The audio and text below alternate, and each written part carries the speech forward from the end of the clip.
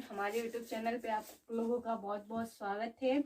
आज हम एक नई टॉपिक लेकर आए हैं जिसका नाम है प्राचीन भारत की महत्वपूर्ण पुस्तकें। इस टॉपिक्स को हमने 3 भागों में बांट दिया है। एक तो लेखक कौन थे, दूसरी पुस्तक और उन पुस्तकों की विशेषताएं क्या थी वो हमने इस यहाँ पे लिख दिया है।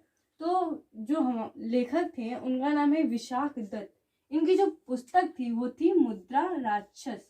और दूसरे थे सोमदेव, इनकी पुस्तक है कथा सरित सागर। सोमदेव की पुस्तक का क्या नाम है?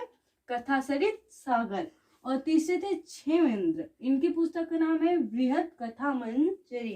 यानी जो क्षेमेंद्र है इनकी पुस्तक का नाम है बृहद कथा मंजरी।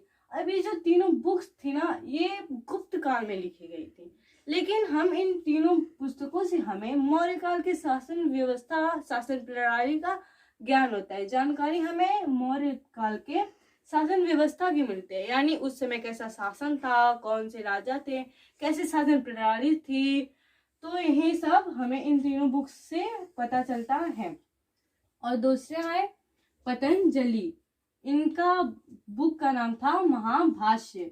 और इनकी बुक थी वो, यहाँ पे पतंजलि जो है ना ये पुष्यमित्र शुंग के पुरोहित थे। पुष्यमित्र शुंग थे शुंग वंश के प्रथम शासक, और उन्होंने एक यज्ञ करवाया था जिसके पुरोहित थे पतंजलि, जिनकी बुक का नाम है, पुस्तक का नाम है महाभाष्य। अतः ये जो बुक लिखी गई थी ये शुंग वंश काल में लिखी गई थी। शुंग वंश का जब स्टार्ट हुआ, शुंग वंश काल स्टार्ट हुआ, तब यह बुक पतंजलि महाभाष्य की बुक लिखी गई थी।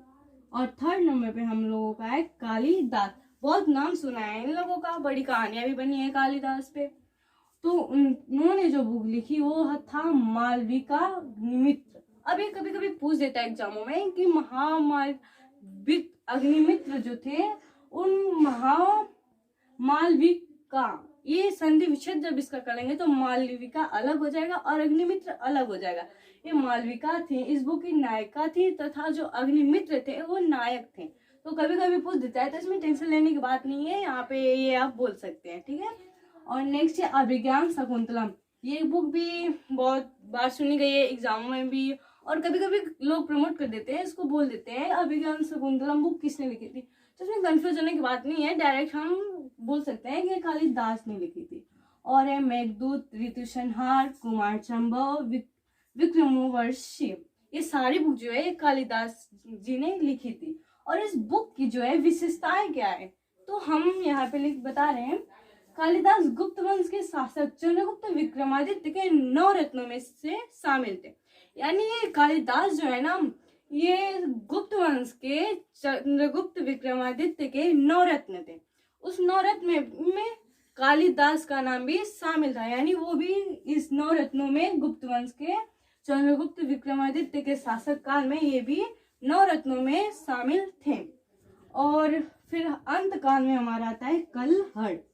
कलहड़ की जो बुक थी ये एक लेखक हैं, इनके बुक का नाम है राजतरंगिणी।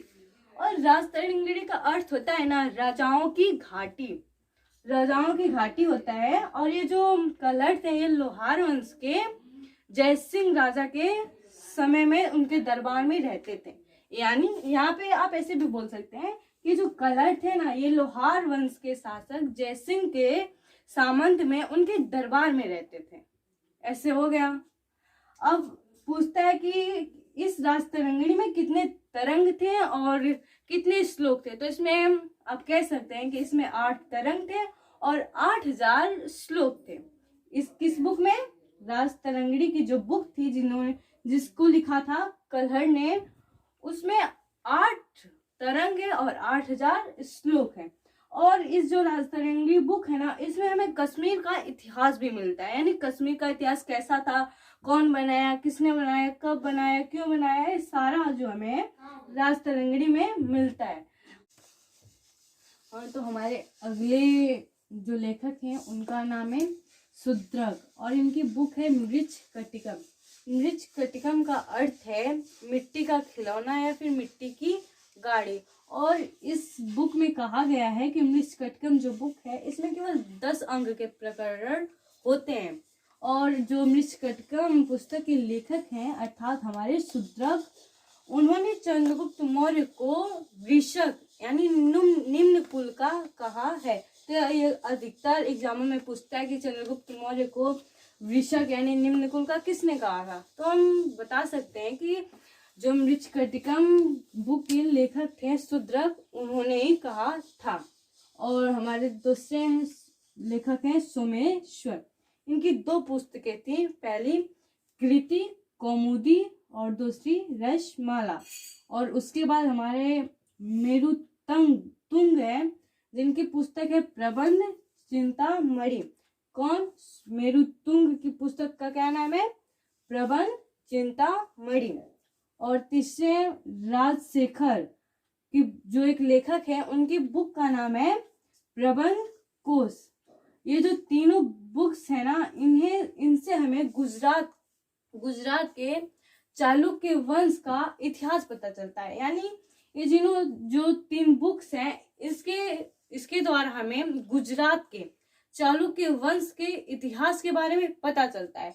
और अगर हम तीसरे यानी अर्थात राजशेखर लेखक की बात करें, तो ये गुर्जर प्रतिहार शासक महेंद्रपाल प्रथम के दरबार में रहते थे। अर्थात क्या? यानी जो राजशेखर थे, इनकी बुक प्रबंध कोश थी। ये गुर्जर प्रतिहार शासक महेंद्रपाल प्रथम के दरबार में रहते थे। और तो आगे बढ़ते हैं। तो हमारे जो हैं वो अश्वघोष हैं, ये एक लेखक है। इनकी 3 पुस्तकें थी, पहली बुद्धचरित, दूसरी सौंदरानंद और तीसरी सारिपुत्र प्रकरण। जो ये अश्वघोष थे, ये कुषाण वंश के शासक कनिष्क के दरबार में रहते थे। यानी कभी कभी पूछता है कि अश्वघोष जो थे वो किस वंश के शासक के दरबार में रहते थे। तो हम डायरेक्टली बता सकते हैं कि जो अश्वघोष थे वो कुषाण वंश के शासक कनिष्क राजा के दरबार में रहते थे। एक कश्मीर के राजा थे कुषाण वंश के। तो नेक्स्ट नंबर पे हमारा है बाण भट्ट। अनेक परीक्षाओं में मैंने भी देखा है और आप लोगों ने भी देखा है कि बाण भट्ट जो थे लेखक, उनके बारे में अधिकतर पूछता है। तो इनकी पुस्तकें थी 2 बाण भट्ट की। पहली तो थी हर्षचरित और दूसरी थी कादम्बरी। यानी कोई पूछ दे कि बाण भट्ट की दोनों पुस्तकों का नाम क्या है, तो हम डायरेक्टली बता सकते हैं कि बाण भट्ट की 2 पुस्तकें थी। पहली पुस्तक थी हर्षचरित और दूसरी पुस्तक थी कादम्बरी। इन दोनों पुस्तकों की जो विशेषता है वो पुस्तक की पुष्यभूति वंश के प्रसिद्ध शासक हर्षवर्धन के दरबारी थे। इसका अर्थ यहाँ पे ये निकल रहा है कि जो इनके हर्षचरित और कादम्बरी पुस्तक के लेखक थे यानी बाण भट्ट, ये पुष्यभूति वंश के जो प्रसिद्ध शासक हर्षवर्धन थे उनके दरबार में रहते थे, यानी उनके दरबारी थे। और अंतिम है हमारा वाकपति, एक लेखक का नाम है।